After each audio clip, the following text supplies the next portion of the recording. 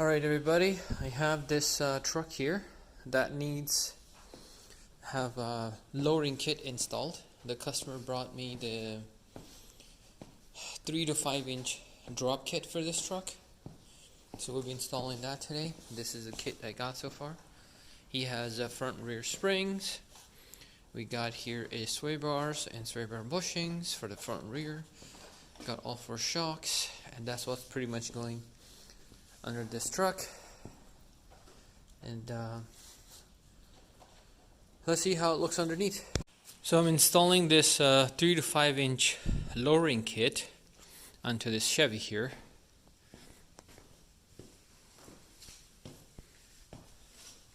So far I gotten the wheel out, so I gotta remove the spring. First thing I'm gonna do is remove that shock from the back. Shock absorber has to be disconnected, and we'll get the spring out. You can see it's held by that fastener right there.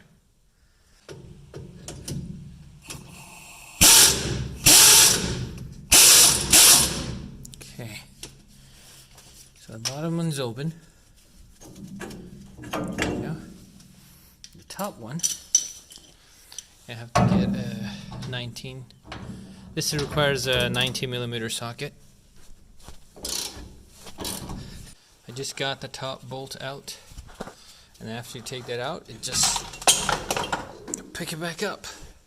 Things we're going to put on is to actually have 3 inch to 3. First, I'll attach the top part first and let the spring hang on this side until I put on my new shocks. When I put the shocks up, I will have to lift the bottom up. When I do that, mount my shocks back to position, is when I will tighten the bottom of the spring. So remove the shocks. I guess we have a 19mm right here. I'm going to open that. And then you have the mount right there. We're going to open that. By the way, if you're opening the top bolt for the spring, you do need a 19mm open wrench to attach behind the bolt because it keeps on spinning. Next thing we need to do is, before we remove that shock, you need to support this side of the suspension with another jack and lift it up until you get a little bit of compression on the shock. So if you keep going with the keep moving the shock. There we go. This bolt is actually not welded or anything, it's free. I would remove it, clean it up, and add some anti-seize on it. When you go to pick your springs, if you buy exact same kit, you would notice that on the box itself, it does not state anywhere if it's a front spring or rear spring, but you go by the part number. It says FCS, so it's going to be F for front, right? And then you have a right here, same part number, RCS, coil spring basically. So this is rear coil spring, and the other one was front coil spring. And when you grab the spring, sometimes the items are boxed incorrectly. It has happened to me a few times, and it becomes a nightmare where you are double checking the item number on the box, but actually they boxed the wrong item. So you grab a spring and you double check the part number on the spring too. On this one, we are the right one, so we're going to work with this one. When you're trying to select the shocks, you would notice that the larger diameter shocks and the smaller. Larger one is for the back, smaller one is for the front. Another way you can find out is once you remove these bands here, straps, shocks will extend out, and you can do the measurements based on your truck, and you will find this guy for the front, this guy for the back.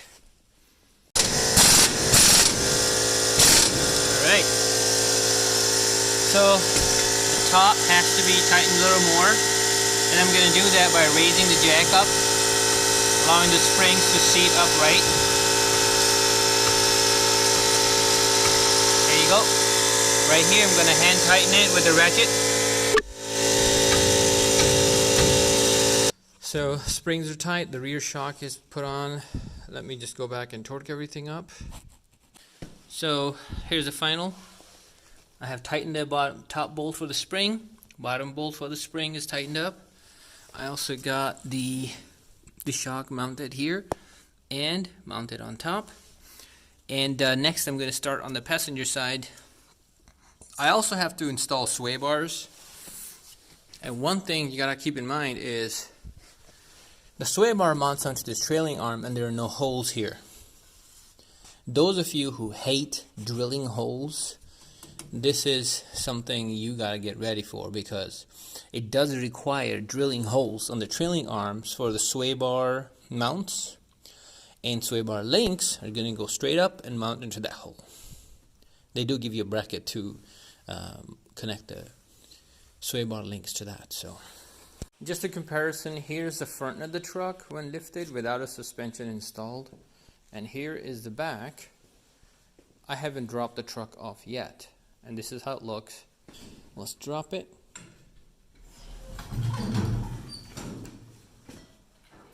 There you go.